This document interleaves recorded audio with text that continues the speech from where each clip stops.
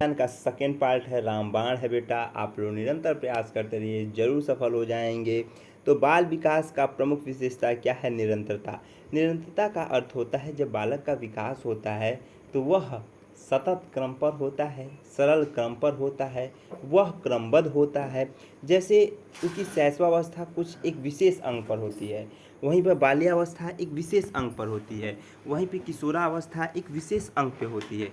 तो वह निरंतर प्रयास करता रहता है। सीखने के सिद्धांत को थांडाई ने दिया, और थांडाई ने जो सीखने का सिद्धांत दिया था वह बिल्ली पर ही अपने आविष्कार को किया था। बिल्ली को प्रजल बॉक्स में रखा था, मछली का मांस का टुकड़ा खिलाया था, और सीखने के सिद्धांत को इन्होंने बताया था कि पहले उद्दीपन होता है, बाद में अनुक्रिया होता है। और इन्हीं के सिद्धांत को स्किनर साहब ने गलत कहा, और स्किनर साहब ने इन्हीं के एसआर सिद्धांत को गलत कह के मेरे प्यारे बच्चों आरएस सिद्धांत दिया। बस एक कापी और पेन रखिए, जो अच्छे पॉइंट लगते हैं उसको बारीकी से नोट करते जाइए और सुनते जाइए। संज्ञानात्मक विकास का सिद्धांत जीन पियाजे ने दिया था, और जीन पियाजे भाई साहब जो थे वो अपने ही बच्चों पर दिया था। सबने पूरी की मूर्ति आपकी संवेदन प्रेरक अवस्था, पूर्व संक्रियात्मक अवस्था, मूर्त संक्रियात्मक अवस्था, अमूर्त संक्रियात्मक अवस्था इन्होंने बताया था। और जीन पियाजे ने यहाँ तक भी बताया कि बच्चे जैसे जैसे बड़े होते जाते हैं उनका सोच, उनका विकास, उनकी क्षमता बदलती जाती है। वो तो आप देख ही रहे होंगे कि आपकी क्षमता, आपकी सोच आज कुछ दूसरी है, कल कुछ दूसरी रहेगी, परसों कुछ दूसरी हो जाएगी। प्रेरणा के सिद्धांत के जनक कौन थे? अब्राहम मैस्लो साहब थे। बालक में नैतिक विकास का सिद्धांत कोहलबर्ग ने दिया, और कोहलबर्ग ने 3 अवस्था में बांटा, पूर्व परंपरागत, परंपरागत और उत्तर परंपरागत में बांटा था। अंतः प्रेरणा का उदाहरण किसने दिया था? आंतरिक संतोष। मतलब इसका क्या मतलब है? अंतः प्रेरणा का उदाहरण का मतलब हुआ कि आप अंदर से प्रेरित हो रहे हैं। भाई, जब तक आपको अंदर से संतुष्टि ना मिले, अंदर से प्रेरणा ना मिले, तब तक आप कोई भी काम को नहीं कर सकते हैं। एक बाह्य प्रेरणा होती है, दूसरे को देख के काम करना। भाई, आप कहते हो ना कि मैं पढ़ नहीं रहा था, लेकिन मैं जब बीएचयू में गया, मैं जब इस स्कूल में गया, मैं जब इस विद्यालय में गया, तो मैंने देखा कि सभी बच्चे पढ़ रहे थे, तो मैं भी पढ़ना प्रारंभ कर दिया। तो यह देख के बाह्य हुआ, लेकिन अपने मन से आ गया, आंतरिक हुआ। बच्चे की प्रथम पाठशाला परिवार होती है, प्रथम गुरु माँ होती है, मातृभाषा होता है। बच्चे में भाषा विकास का सिद्धांत चमोस्की। व्यवहारवादक के जनक वाटसन। सामाजिक अधिगम का सिद्धांत वंडूरा साहब ने दिया था कि समाज में आके ही अधिगम होता है, समाज में आके ही विकास होता है, समाज के द्वारा ही विकास होता है। विकासात्मक शिक्षा शास्त्र का संबंध बालक के संपूर्ण विकास से है। भाई, जब तक बालक का संपूर्ण विकास ना हो जाए, वह विकासात्मक शिक्षा हमेशा एक क्रम में चलता रहता है।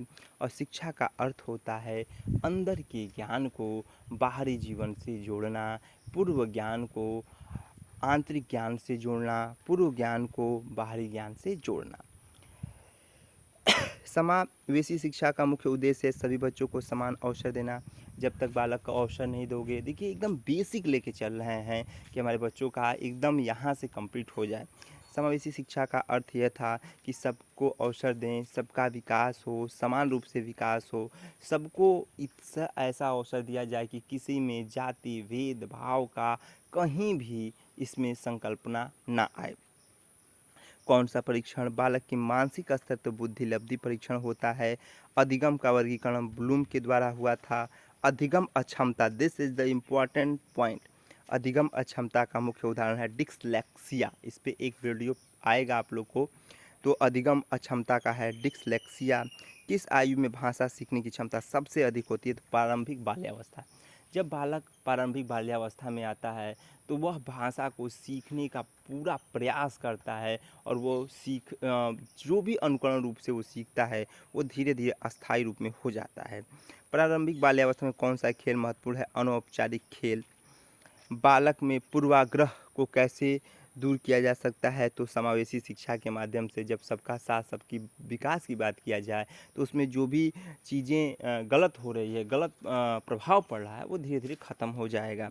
मनोवैज्ञानिक दृष्टि से शिक्षा का क्या है, तो व्यक्तित्व का संपूर्ण विकास। भाई हर व्यक्ति का संपूर्ण विकास हो, हर व्यक्ति का शिक्षा का विकास हो, हर व्यक्ति की जो भी शिक्षाएं गलत हो रही हैं उस शिक्षाओं को सही क्रम से बताया जाए। सीखने के लिए सकारात्मक वातावरण क्या महत्व है, बच्चे की रुचि की सहभागिता होना। जब तक बच्चे में रुचि उत्पन्न नहीं होगी, जब तक सहभागिता नहीं होगा, जब तक अंतर संबंध नहीं होगा, तब तक उसके सभी संकल्पनाएं काल्पनिक रूप से वह पूरित नहीं हो पाएगा। शिक्षक का मुख्य कार्य क्या है, तो बच्चों को मार्गदर्शक दिखाना। अध्यापक का सबसे मेन कार्य यही है कि बच्चों को सही ढंग से ले जाना, सही दिशा में ले जाना, सही ढंग से पढ़ाना, और कुछ नहीं। प्राथमिक शिक्षा में मूल्यांकन का सही तरीका है सतत और व्यापक दोनों रूप से। सतत होगा, सतत रूप से चलता रहेगा, तब धीरे धीरे बालक में जो भी संपूर्ण विकास होगा वह अस्थायी रूप से होने लगेगा। मल्टीग्रेड शिक्षण किस प्रकार का है, तो एक कक्षा में विभिन्न ग्रेड के बच्चों को पढ़ाना। मल्टीग्रेड का मतलब हुआ कि जो भी ग्रेड के हैं, A grade, B grade, C grade, तो सभी ग्रेड को एक ही जगह बैठा के पढ़ाइए। तो उससे क्या होगा कि बच्चों में ये आएगा, आत्मसम्मान की भावना आएगी, नहीं यार सब लोग एक बराबर हैं। अब वहाँ पे क्या होता है कि ए ग्रेड के बच्चे फर्स्ट में, बी ग्रेड वाले सेकंड क्लास, सी वाले थर्ड क्लास, तो उसमें क्या होगा कि मल्टीग्रेड इसमें नहीं सम्मिलित होगा। शिक्षा में समन्वित अधिगम का क्या महत्व है, तो बालकों में सभी क्षमताओं का विकास कराना। जब तक जितनी क्षमताएं हैं, शारीरिक, मानसिक, समावेशी, जब तक पूरा क्षमता का विकास ना हो तब तक बालक के अधिगम का विकास नहीं होगा। दूसरी चीज़, कुछ बच्चों को देखे होंगे पढ़ने में तो तेज होंगे, लेकिन वह समाज के बारे में, सामाजिकता के बारे में कम ज्ञान है, तो इसलिए उनको कहीं ना कहीं उनकी जो क्षमता विकसित हुई है वह कहीं ना कहीं अधूरी है, तो उस क्षमता का विकास कराया जाए। सीखने में शुद्धता का कारण है सकारात्मक प्रक्रिया। जो भी प्रक्रिया कराया जाए, जो भी चीज़ों का लक्ष्य की प्राप्ति करा रहे हैं वह चीज़ें सक्रिय होना चाहिए, सकारात्मक होना चाहिए, पॉजिटिव वे में जाना चाहिए, कभी भी निगेटिव वे में नहीं जाना चाहिए। संवेदनशील अवधि का क्या महत्व है, इस दौरान बच्चे तेज़ी से सीखते हैं। जब वह संवेदनशील होंगे, संवेदनशीलता प्रारंभ होगा, तो बच्चे तेज़ी से सीखना प्रारंभ कर देंगे, वो तेज़ी से सीखने लगेंगे। स्वतंत्र अधिगम का क्या उद्देश्य है, तो आत्मनिर्भरता और आत्मविश्वास।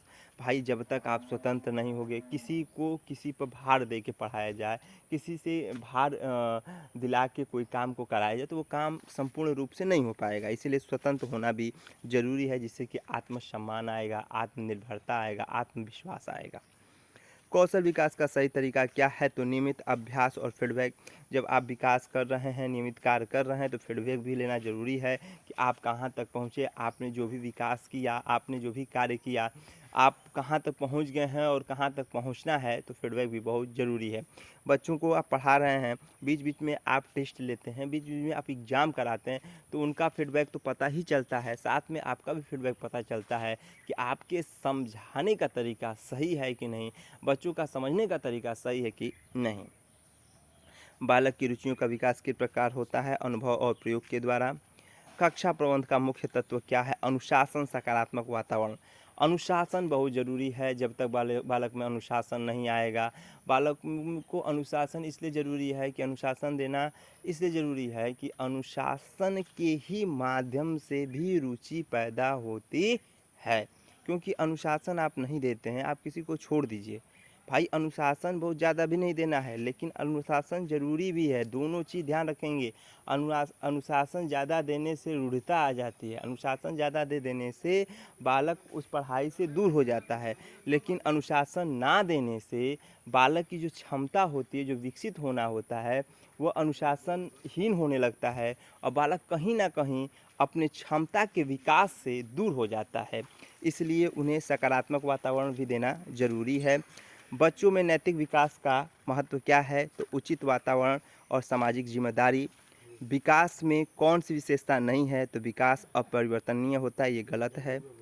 अधिगम में विविधता का क्या मतलब है, हर बच्चों का सिखाने का तरीका अलग अलग होता है। बालक में सामाजिक चेतना का विकास किस प्रकार का होता है, समूह कार्य और संवेदना के माध्यम से।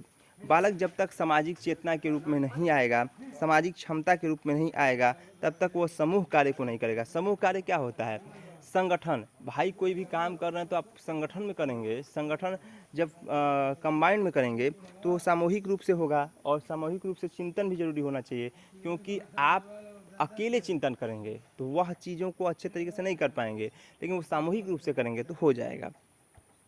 अधिगम में संस्कृति कारकों का क्या प्रभाव है? तो सीखने की शैली दृष्टिकोण पर होता है। प्राथमिक कक्षाओं में कौन सा मूल्यांकन होता है? तो वह प्रतिक्रिया के सुधार के लिए होता है।